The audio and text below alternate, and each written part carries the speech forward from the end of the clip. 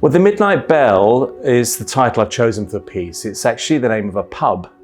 I came upon the novels of Patrick Hamilton and I thought this is a nice, interesting world to play with. But the ones that we're sort of using for the piece are 20,000 Streets Under the Sky, which is a collection of 3 novels actually put together, which is the one that includes the Midnight Bell pub.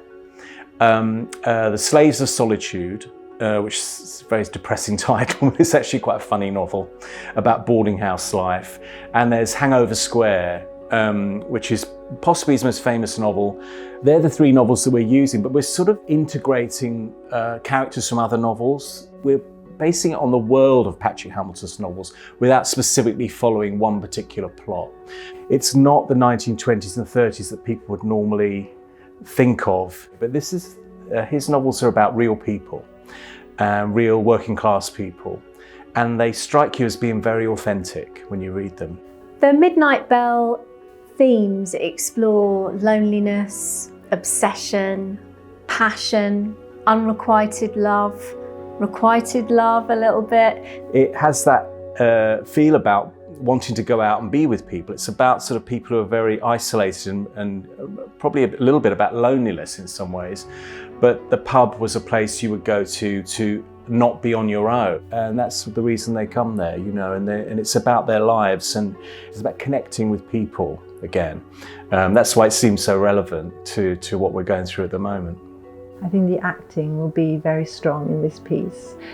Complicated but emotional relationships and very real relationships on stage, and definitely humour. Working with Matt over 18 years is full of surprises. I don't think you could ever sort of guess what's going to happen in a new creation of Matt's. And obviously with the collaboration with Les Bulverston, you know, what a dream, and also Terry Davis. So we've seen some set designs, we've seen some costume, and it's all looking very exciting. It's been a wonderful time being back in the studio.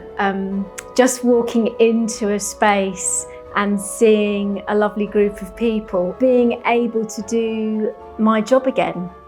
And for the dancers and Matthew to be able to work again in the way that we're used to. I feel excited, but I also feel quite emotional because it made me realise how much I've missed it for the last year and how much it means to me to be in the studio creating and coming up with ideas and just collaborating. For me, it's when you're in the wing and you hear the orchestra, you hear the audience all getting ready, it's sort of the adrenaline starting to like boil inside you, and then you're like, okay, this is real. So it's just actually, you know, hearing that this is going to happen, and there's no feeling like it really. It's something that I would never take for granted again.